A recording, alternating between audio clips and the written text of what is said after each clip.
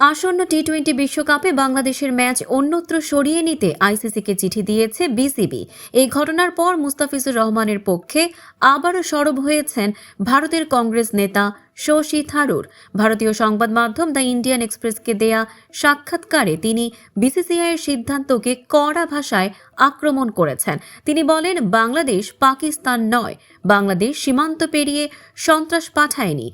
দুই দেশের সঙ্গে ভারতের সম্পর্ক এক নয়। বাংলাদেশ ও পাকিস্তানকে এক পাল্লায় মাপা যায় না। তার প্রশ্ন, বাংলাদেশে হিন্দু ক্রিকেটার হলে কি একই আচরণ করা হতো?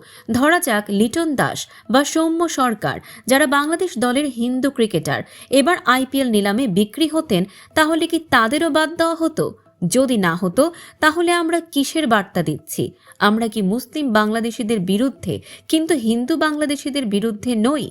কংগ্রেসের এই নেতা আরও বলেন, এই খেলোয়াড় কখনো ঘৃণাত্মক বক্তব্য দেননি, কখনো ভারতের বিরুদ্ধে বা বাংলাদেশের হিন্দু সংখ্যালঘুদের বিরুদ্ধে কথা বলেননি। তিনি শুধুই একজন ক্রীড়াবিদ।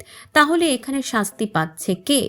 ক্ষোভ প্রকাশ করে তিনি আরও বলেন, সামাজিক যোগাযোগ মাধ্যমের ক্ষোভের বোঝা কেন শুধু ক্রিকেটকেই বইতে হবে? বাংলাদেশের সঙ্গে ভারতের আরও বহু স্তরের সম্পর্ক রয়েছে, বাণিজ্য, কূটনীতি, সংস্কৃতি, কিন্তু সব চাপ এসে পড়ছে ক্রিকেটের ওপর।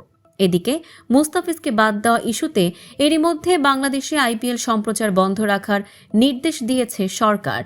মঙ্গলবার তথ্য ও সম্প্রচার মন্ত্রণালয় থেকে এ সংক্রান্ত এক বিজ্ঞপ্তি প্রকাশ করা হয়েছে।